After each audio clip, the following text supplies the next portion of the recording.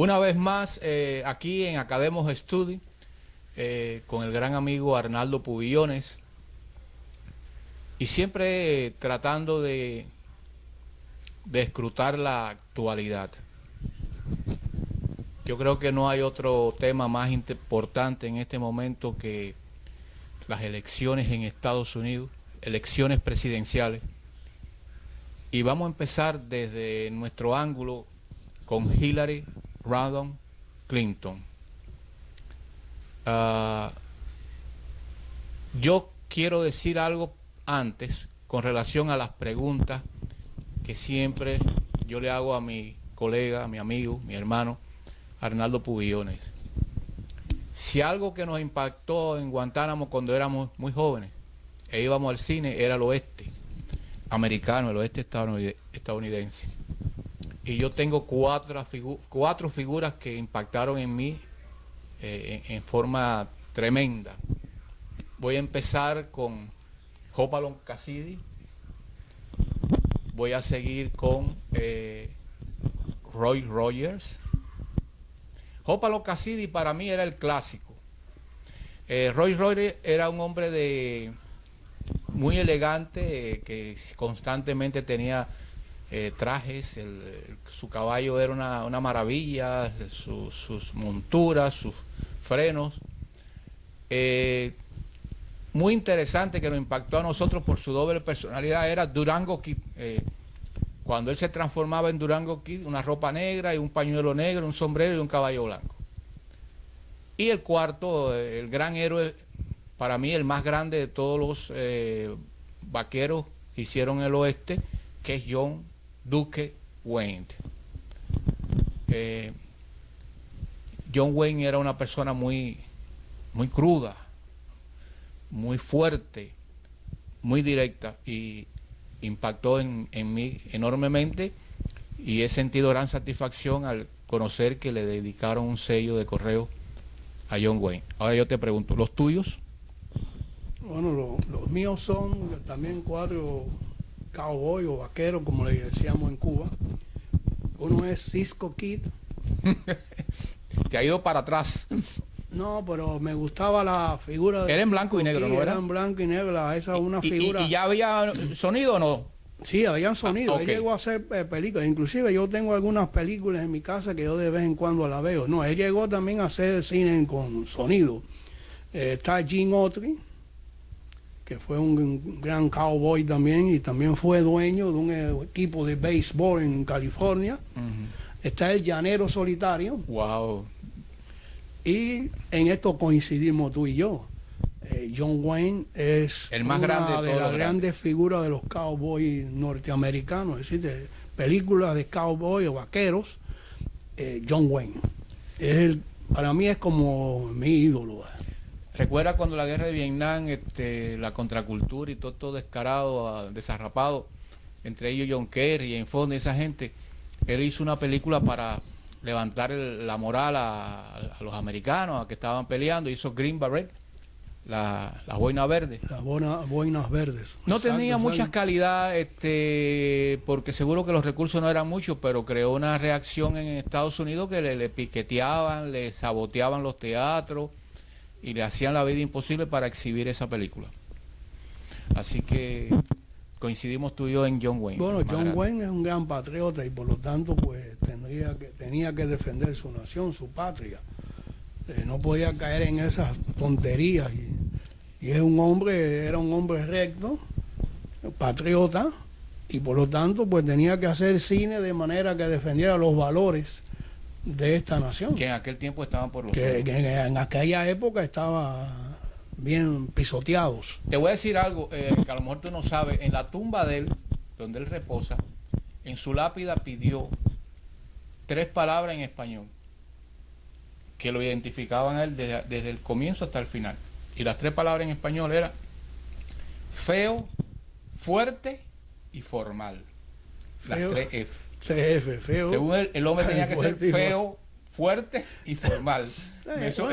Eso vaya, las 3 F de John Wayne. Está bien eso. Bueno, vamos a Hillary Clinton.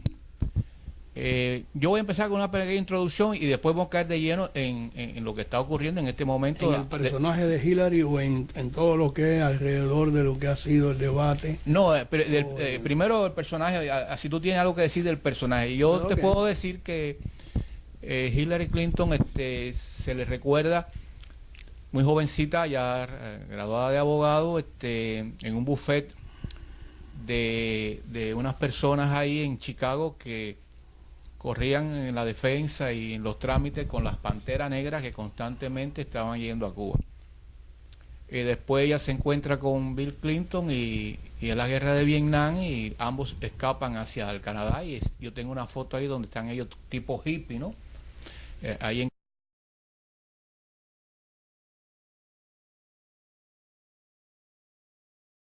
Canadá, de lo más sonriente, mientras otros americanos se mataban y morían en el terreno de la guerra, ¿no? Que en la guerra donde único se muere bonito es en el teatro. Todas las guerras son terribles. Increíblemente pavorosas y terribles. Entonces, Hillary Clinton, se pudiera gastar páginas y páginas en la biografía y en la vida de ella, pero yo me voy a detener en la Clinton Dynasty, donde ella forma parte, ¿no? En el caso de Elian González Brotón.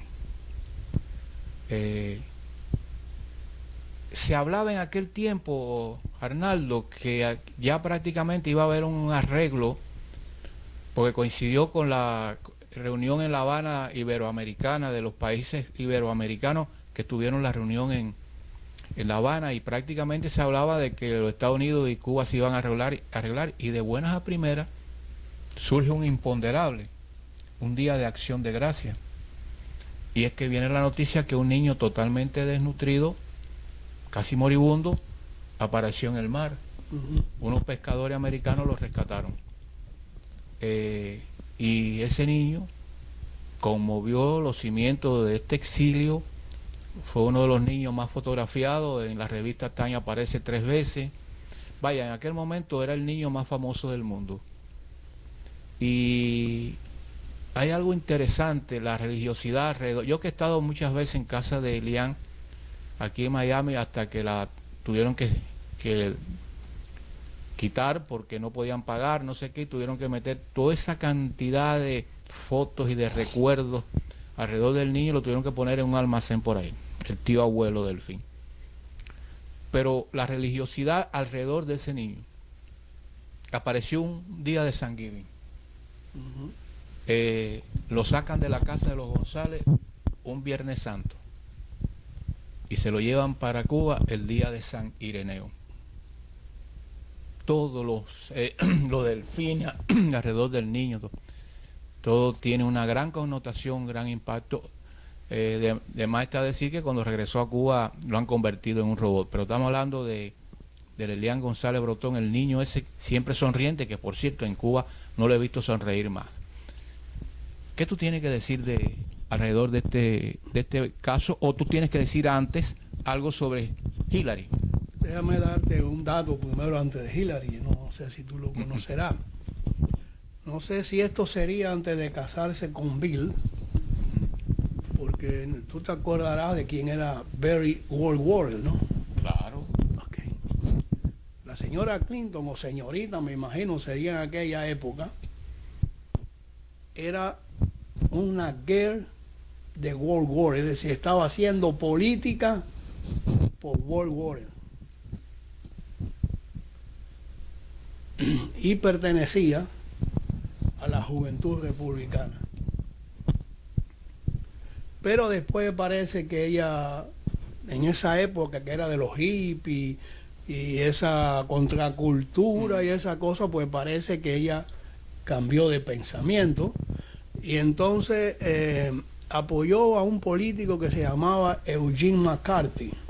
Eugene McCarthy. Exacto. Y no sé si tú te acordarás de Barry, creo que se llamaba Barry también, Matt Gover. Claro, Matt Gover, el de Watergate, ¿no? Ok.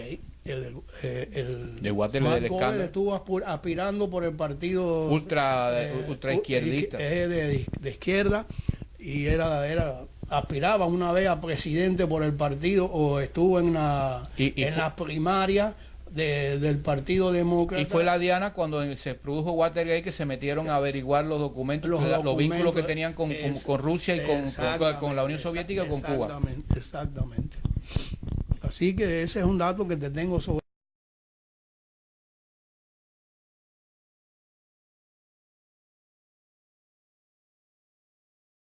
la señora Pues mira, Clinton. lo desconocía. Es para que tú veas como el flip-flop de algunas personalidades y de esta mujer que ahora quiere ser la primera presidenta de los Estados Unidos.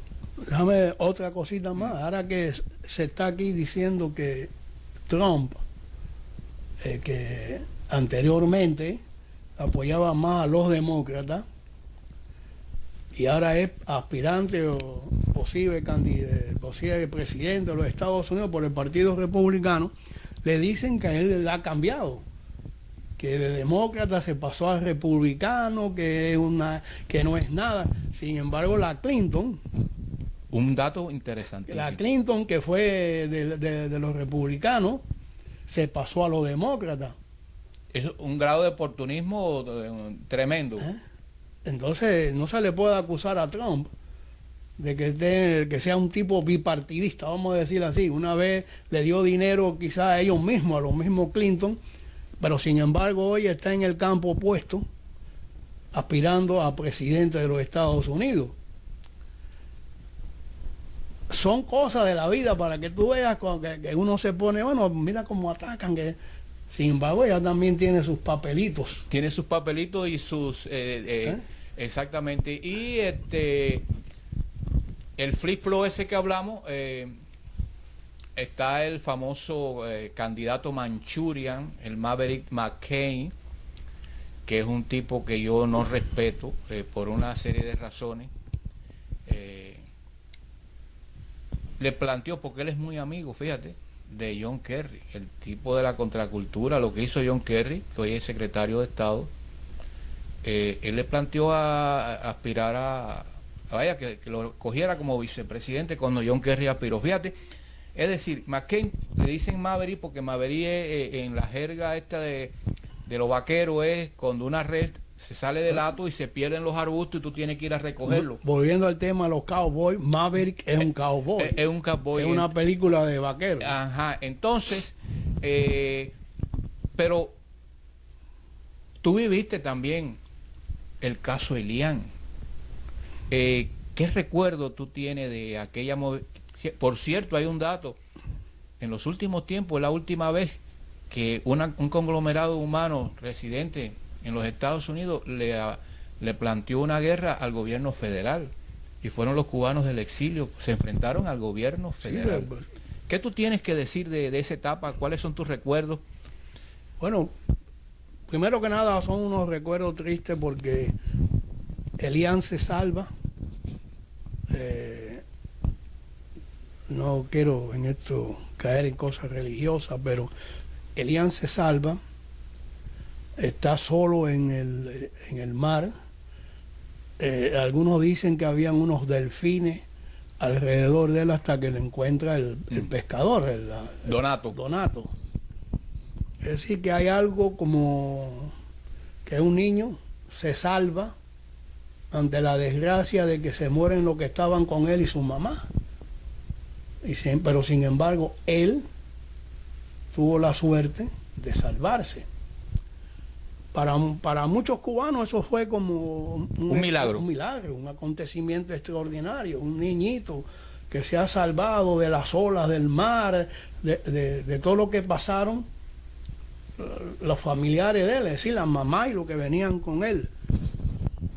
Y el desenlace después trágico, desesperante que tuvo la situación de Elian aquí, cuando pues a su papá le da por reclamar su patria potestad, cosa que en Cuba no existe. No existe. Muchos de nosotros los cubanos, hay muchos cubanos aquí que le llaman Peter Pan, que los familiares, los padres los enviaron para los Estados Unidos por eso mismo, por el temor a la patria potestad. Y entonces él reclama a su hijo, pero ya esto cae como en una cuestión política. Política, ya se politizó. Este no es el papá de Elian. El papá de Elian está como la pantalla del gobierno cubano, que quiere que de cualquier manera el niño vuelva allá. Los cubanos se opusieron, tuvieron manifestaciones, se pusieron por televisión cómo estaba el niño Elian aquí de contento con sus tíos políticos. Pero sin embargo, hay un acuerdo entre el gobierno de Cuba y el gobierno de los Estados Unidos de devolver a Elian a Cuba. Ahí estaba una señora que tú no lo has mencionado, pero que se llama Rino. La de los pastelitos. Creo que era fiscal o algo así. Ella decía que a los cubanos tú le dabas pastelitos y ya te lo metían en un bolsillo. Exactamente. Bueno, ella y el gobierno de los Estados Unidos pues tomaron la decisión que era la patria potestad y había que devolvérselo al padre, porque era el único que estaba vivo. Pero políticamente eso es como una vergüenza, que un gobierno se preste a que cederle a un gobierno donde se violan la patria potestad, que se acoja esa patria potestad para que el papá tenga derecho a llevarse al niño para Cuba. Claro, y te voy a decir, vamos a intercambiar. Yo tengo muy claro el caso de Elian, y para mí la libertad, porque es un don dado por Dios, más importante que las leyes, que las constituciones, que la civilización, que todo, la libertad. Y ese niño, su mamá y el que era pareja de su mamá, lo sacaron de Cuba para que fuera libre. Hay un ejercicio de renunciamiento cuando se está ahogando, ¿cómo es la nave, la embarcación donde ella se estaba hundiendo?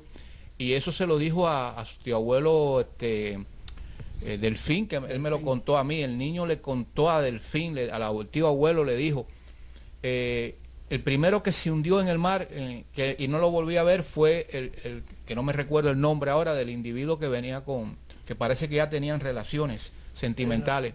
Se hundió él.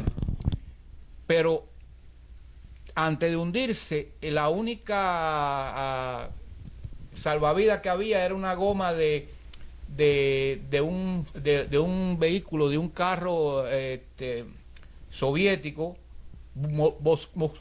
Moscovy, era una rueda, era una goma de Moscovy, y el individuo y Elizabeth Breton lo metieron a él dentro de esa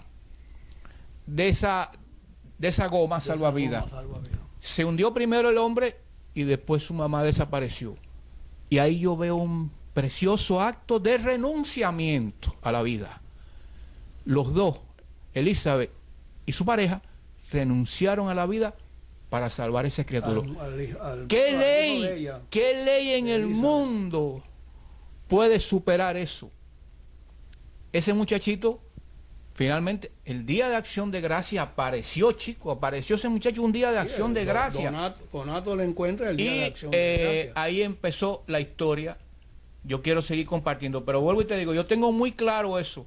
Podían haber hablado de la patria potestad, podían haber hablado que el niño tenía que regresar al padre, me podían decir todo, pero a mí no me convence, porque la lucha por la libertad es lo más sagrado que puede haber, porque la libertad no te la da nadie, la libertad no te la encuentra en un papel, en un legajo, en una hoja, no, la libertad te la dio Dios como ser humano, y eso es más importante que todo. Y a ese niño le coartaron la libertad que obtuvo bajo el precio de la muerte de 2 personas o más, y se convirtió en algo tan horrendo, tan despreciable, tan sucio, como devolver esa criaturita a Fidel Castro. Y lo más triste, que hoy en día Elian González Breton, después de 16 años, es un robot, es una persona que hasta uno llega a rechazarlo, porque lo han convertido en un instrumento malévolo del régimen comunista de Cuba. Bueno, yo pienso que rechazarlo no el pobre, porque él ha sido víctima de un adoctrinamiento que le han dado en Cuba terrible, una cosa que se puede decir que le han dado un lavado de cerebro.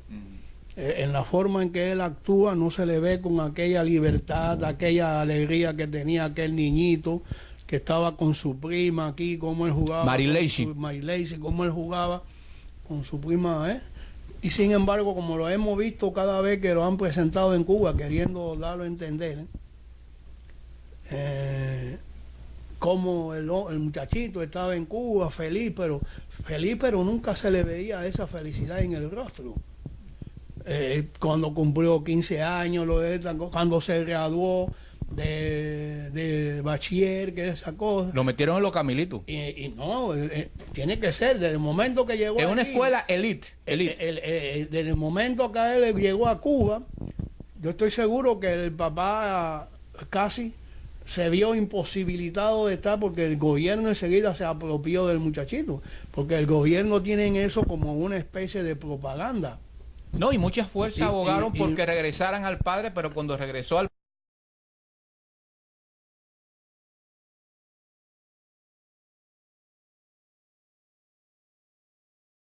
padre, entre comillas, no se lo dejaron ver. Es decir, ese niño no se lo dejaron ver ni a las autoridades religiosas que pidieron que regresara, ni a las autoridades disidentes, ni a ninguna organización fuera del gobierno que pujaron para que el niño regresara al padre. Nunca le dieron la oportunidad de ir a verlo a Varadero. Déjame decirte una cosa. ¿Tú te acuerdas aquel show que montaron aquí cuando vinieron las dos abuelas de Cuba? Las abuelas de Cuba. ¿Tú te acuerdas del show que formaron aquella señora que querían a su nieto, que volviera? Una quería verle sus partes, le abrió la portañola para verle sus partes. Pero bueno, todo eso fue indudablemente una componenda. No tiene otro nombre, Manolo. Es una componenda, como han seguido habiendo componendas entre los gobiernos de Estados Unidos y Cuba, hasta este último que llegamos de Barack Obama. Tú sabes bien que hace años los gobiernos de los Estados Unidos están teniendo conversaciones secretas con Cuba. Hasta Carlos Rafael Rodríguez estuvo involucrado en una de esas conversaciones en la ciudad de Manzanillo, de México. Es decir, que todo eso es como un acomodo. La devolución de Elian no tuvo el valor moral de un muchachito que llegó aquí, que venía en compañía de su mamá. Porque como dice el refrán, mamá hay una sola, papá hay varios. Entonces él ha venido para acá con su mamá, que lo quiso sacar de allí, del campo de concentración ese que es Cuba. Ella quería que su hijo viniera para acá para que su hijo creciera en libertad. Pero mira, lo más triste que me duele, y ahora vamos a entrar ya en el factor Bill Clinton con relación a Elian, y que los cubanos de aquí juramos que el Partido Demócrata iba a pagar un alto precio por eso que nos hicieron a nosotros. Y así fue. Cuando vieron las elecciones, finalmente ganó George W. Bush, a pesar de un gran pataleo que hubo, pero en algún momento tuvo que admitir George W. Bush que si ganó fue gracias al concurso de los cubanos exiliados. De los votos cubanos del exilio, que estaba dolido con el presidente que había en ese momento, que era demócrata.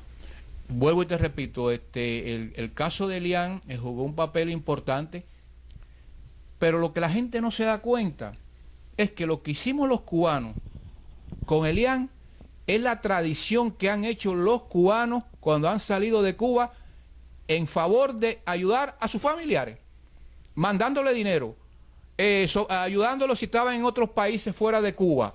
Es decir, lo que se hizo tratando de ayudar y proteger a Elian es lo que tradicionalmente los cubanos exiliados han hecho con los demás. Bueno, eso fue lo que hizo Delfín, y lo que creo que el otro se llamaba Lázaro, ¿no? Lázaro y Delfín. Era su nieto, eran como tío, abuelo, eran algo por el estilo. Eso pasó igual que cuando los cubanos y ellos querían que él se mantuviera con ellos, porque ellos sabían que esa era la voluntad de la mamá, y que como familiares de Elian ellos tenían que protegerlo, y ellos hubieran dado todo lo que ellos hubieran tenido con tal de que Elian se hubiera quedado aquí. Lo que pasa es que había un arrino por el medio y toda una serie de... Vamos a entrar en... Mira, es bochornoso que en la foto que pusieron en los periódicos se ve un militar o un policía con una ametralladora apuntándole al niño y a Donato. Yo estuve en esa casa... Cuando lo sacaron...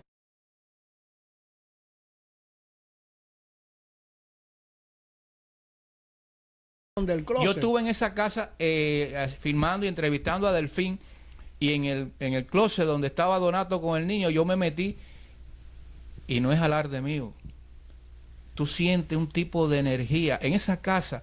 Lo que pasa es que la gente no fueron, el que no fue se perdió. Yo llevé a mi cuñado, a mi yerno, a mi hija, a mis nietos, a mi señora, porque lo que se vivía allí en ese pequeño espacio de esa casa tan modesta de la pequeña Habana, tan modesta, es algo único. Arnaldo Pubillones, yo creo que deberíamos darle conclusión a la participación de Bill Clinton en haber enviado a Fidel Castro el niño Elian, y vamos a situarnos. Dije anteriormente que la presencia del niño Elian aquí estuvo rodeada de una religiosidad que la fecha lo demuestra y nadie podrá negarlo. Por ejemplo, un Viernes Santo, la madrugada que yo me desperté por no sé qué razón, y miro y hay un corre-corre en casa de Elian. Hay un video ahora que yo he rescatado que me ha hecho valorar más y ver más de forma precisa lo que ocurrió allí. Los federales, armados hasta los dientes, con casco y de todo, entraron, llegaron a la puerta, que estaba ahí un montón de cubanos frente a la puerta para que no entraran. Hay uno ahí que le dieron un golpe, lo tiraron para un lado, entraron en la casa, empezó a pasar el tiempo, los cubanos afuera gritando, las mujeres llorando, y de buenas a primeras se abre la puerta, una mujer, policía, y un soldado agarrando a ese niñito que estaba gritando, llorando y todo eso, lo alaron así hasta en media porque no tenía ni zapaticos, y lo tiraron con un van blanco, y cuando lo metieron dentro del van gritaron bingo, bingo, bingo. Pero bueno, eso fue lo que ocurrió. Ya vemos la famosa foto histórica esa de un soldado, un federal, apuntando con su AR-15 o con su M16, no sé, al lugar donde estaba oculto el niño, que lo tenía oculto Donato ahí en el closet. Pero lo que más, ahora que yo he revisado esto, que me ha llenado de orgullo, de satisfacción, ver la reacción de aquellos cubanos que eran los que le cuidaban los sueños al niño Elian, se enfrentaron a los federales, le tiraban sillas, piedras, baldes, porque ellos tenían allí comida, refrescos, botellas de refresco, y los federales como respondían, y la policía de Miami también, muchos de ellos, con gas. Les regaban como si estuvieran fumigando así a las moscas y a los mosquitos, así ahí gas, y ahí se formó el pandemonio, empezaron a salir la gente y eso. Ese es el recuerdo que yo tengo, y hay que decir que como en el Álamo y en otros lugares como en Masada, cuando Israel, pelearon hasta el último hombre, hasta el último resquicio, porque al niño Elian lo tuvieron que sacar a la fuerza. Y la reacción de los cubanos, que ya este tipo de cubano no existe aquí, con gran dolor de mi alma, hace 16 años, fue cíclope, fue increíblemente hermoso dentro de la valentía, la ira y la fuerza con que se enfrentaron a los federales. Por cierto, y ahora te escucho, el último evento donde una comunidad, un conglomerado se ha enfrentado al gobierno federal fue cuando Elian. Bueno, porque esa era la voluntad que tenían los cubanos de que Elian permaneciera aquí. A eso lo llevó el ansia, la determinación de que ese niño permaneciera en un país libre, no que sea devuelto a las ergástulas de Cuba, a las escuelas de Cuba, que son como centros de adoctrinamiento. ¿Y qué recuerdo tú tienes de ese momento? ese Viernes Santo, del Viernes Santo, cuando sacaron al niño Elian de su casa. cuando yo vi en el televisor, pues sinceramente me dejó perplejo por la forma en que se entró a la casa, porque la casa no era un fuerte, no era un bastión bien armado, bien atrincherado, era una casita muy pequeña. de pequeña, de la pequeña Habana, que esas no son casas, que son casas de fortaleza, ni mucho menos. Y sin embargo, esa forma tan así brutal en que llegaron y se llevaron al niño. Eso fue algo demasiado impactante para nosotros los cubanos, ¿no? Ver, no sé, yo pienso que no tenían que haber llegado a ese extremo. El niño se lo podían haber llevado fácilmente de esa casa. Pero el problema es que si no hubieran hecho eso, después Obama no hubiera ido a Cuba, y ahora Hillary dice que hay que quitar el embargo para siempre. Es decir, que eso fue el comienzo, y todas las figuras importantes que están yendo a Cuba con la cabeza agacha. Es decir, eso fue gestado hace muchos, pero muchos años, lentamente, hasta llegar a esta culminación. Ahora vamos a pasar yo quiero escucharte, bueno, pero después vamos a pasar a los hermanos al rescate, que esa es otra deuda que tiene la Clinton Dynasty con los cubanos. Está bien eso. Te escucho. Bueno, ese otro caso inverosímil aquí en los Estados Unidos, de que un gobierno asesine a 3 ciudadanos americanos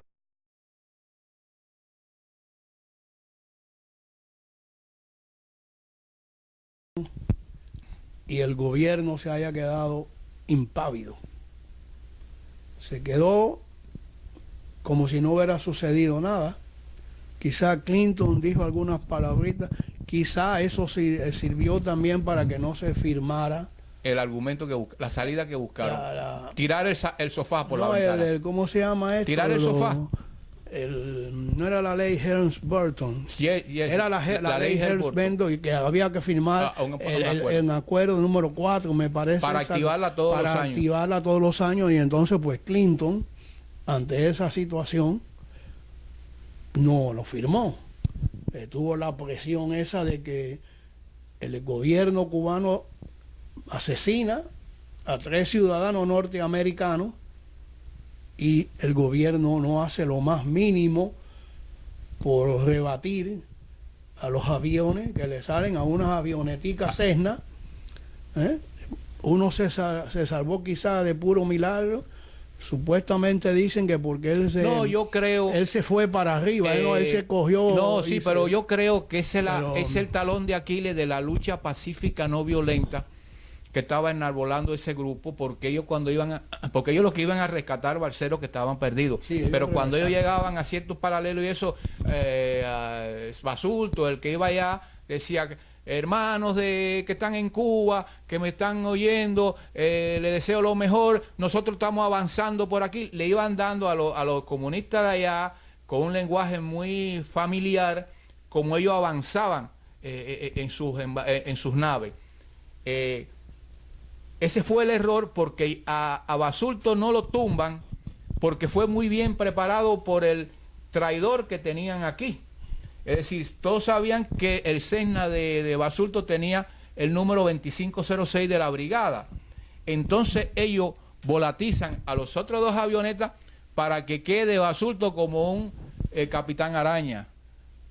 ¿Tú entiendes? Es decir, dejan a Basulto, no matan a Basulto para que quede como un héroe, como un patriota, lo dejan que escapen, y entonces matan a los otros muchachos. A los muchachos. Eso estoy convencido de que eso lo prepararon. ¿Sabe por qué? Porque ellos sabían que el avión donde viajaba siempre Basulto era el 2506. Es decir, que ellos sabían... Sí, estaba bien identificado. Ellos dicen: ¿qué negocio? De tumbar a los 3 avionetas o dejar uno que se escape. Y después hay que ver los horrores que empezaron a decirle a pobre Basulto, que el hombre se enfermó hasta de los nervios.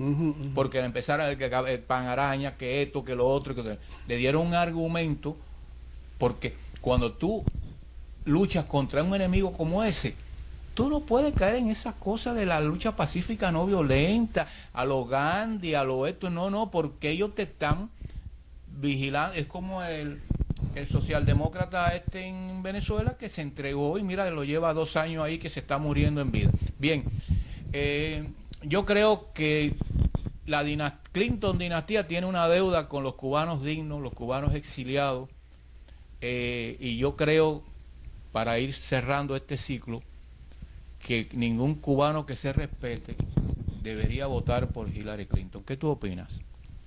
Yo indudablemente estoy de acuerdo contigo.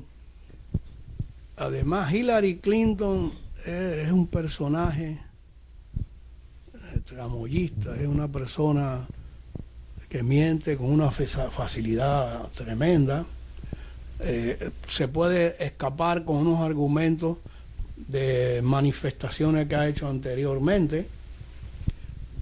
Y Clinton en estos momentos representa, que esto es lo que está a ella, la pone a ella en desventaja, que Sanders, que estaba en el mismo partido de ella, y Trump, que es el del Partido Republicano, coinciden en que ella representa lo que es la oligarquía dentro del Partido Republicano, es decir, la nomenclatura esa que se impone, que dirige. Fíjate que de los 400 delegados que habían ya, todos votaron por ella. Habían 400 delegados ya que no eran sometidos a votación, sino son 400 delegados que hay en el partido. Y es una cosa, eso es increíble, que haya una totalidad tan grande en que todo el mundo vote por una sola persona, cuando había otra persona que estaba aspirando igual que ella dentro de lo que es el Partido Demócrata, que el mismo Sanders protestó por eso, que la nomenclatura toda había votado por Hillary, como imponiendo a Hillary. Mira, si en el Partido Republicano hubo 18 aspirantes, estos tiempos son de cantidad, ¿cómo era posible que en el Partido Demócrata hubieran 4 o 5 nada más? Y a diferencia de Sanders y de Hillary, los otros no tenían nada en la bola, porque todo fue un complot. Todo fue un complot porque Hillary está muy débil por todos los problemas que ha tenido con Benghazi, con los emails. Es una mujer que se ve que no es como Margaret Thatcher o como otras líderes mujeres que han habido en la historia. Y entonces los cerebros que traen de todo eso, del globalismo, porque en el fondo quieren que salga Hillary para imponer en el país más poderoso del mundo el globalismo. Entonces crearon todo un aparataje y pusieron a Hillary y pusieron a Bill Sanders. Hillary y Sanders. Bernie Sanders, un viejo camaján de un millaje tremendo. Y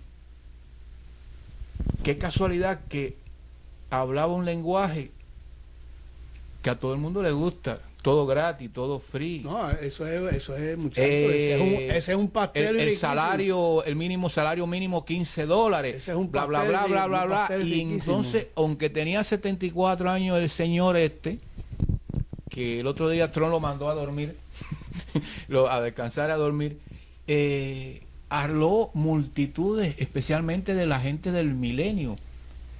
Habló multitudes que no alaba Hillary. ¿Y qué pasa? Avanza en cierto momento Bernie Sanders amenazaba con ganarle a Hillary, le ganó en algunos estados, el hombre se fortaleció a pesar de esa figura Ocamba y del historial ese comunista de él de toda la vida. Y cuando se llega a la convención, que dentro de la convención el primer día hubo un problema grande entre la gente de Bernie Sanders, que sacrificaron hubieron protestas de la gente de Bernie Sanders. Wasserman Schultz, David Wasserman Schultz. Y cuando llega la hora cero de los mameyes, Bernie Sanders se para y le dice a sus seguidores: compañero, Tovarich, todos tienen que votar por Hillary Clinton. Ahí se conformó el golpe maestro que fabricaron esta gente del Partido Demócrata. Uno vaqueó a la otra, pero queda un sedimento que Bernie Sanders lo dijo. El Partido Demócrata se ha ido hacia la izquierda como nunca antes. El Partido Demócrata se ha vuelto revolucionario y socialista. Él lo dijo. ¿Cómo se quitan el San Benito? ¿Cómo Hillary se quita ese San Benito de arriba? No se lo va a poder quitar. Es decir, que Estados Unidos va hacia un socialismo duro. Y eso va a tener repercusiones muy peligrosas en este país y en el mundo. Bueno, dentro del Partido Demócrata hay una tendencia anterior a todo esto que está pasando que se llama socialdemócrata. La izquierda del Partido Demócrata se llamaba socialdemócrata, que es un tipo de socialismo que supuestamente ellos dicen que es como el Fabiano, que dicen que paso a pasito llegamos al poder. Sobre eso que tú dijiste ahorita de Margaret Thatcher, después del Brexit en Inglaterra, las que llegaron, porque fueron dos mujeres las que llegaron a disputarse la gobernatura en Inglaterra, dos mujeres. Es decir, que no es cuestión de personalidad. Yo creo que no es otra cosa. Esa socialdemocracia ha fracasado, pero no ha muerto. Y se está radicalizando. Ve lo que pasa con el socialdemócrata Leopoldo en Venezuela, con la socialdemocracia en España. Es decir, que ya se está radicalizando. Ese que ya estamos hablando de bolchevismo, ya estamos hablando de bolchevismo.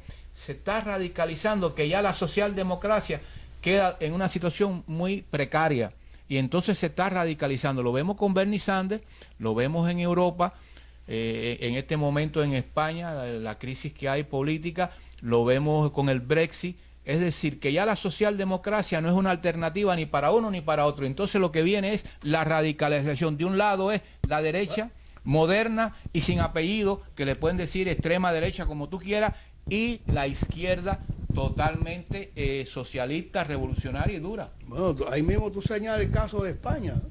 Supuestamente Pedro Sánchez dice que él se presenta como socialdemócrata. Y entonces el otro individuito que hay ahí, Pablito, después que él está en su política radical, de que ellos son los progresistas, de que el socialismo, a lo último, antes de las elecciones anteriores, estaba tratando de presentarse en el plano de un socialista moderado, es decir, de un socialdemócrata. Es decir, quería envolver a los españoles para que votaran por él. Es decir, estaba tratando de hacerse una imagen que impresionara al pueblo español. El pueblo español no se dejó de impresionar y no lo votó a él. Quedó de cualquier manera en tercer lugar, con menos votos, pero eso es la astucia o la maldad de los marxistas.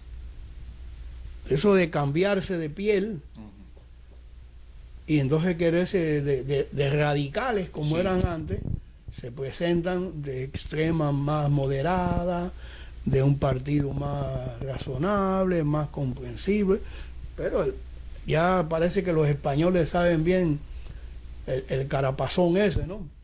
Y dijeron, no, te vamos a poner en tercer lugar como tú has estado siempre, y con menos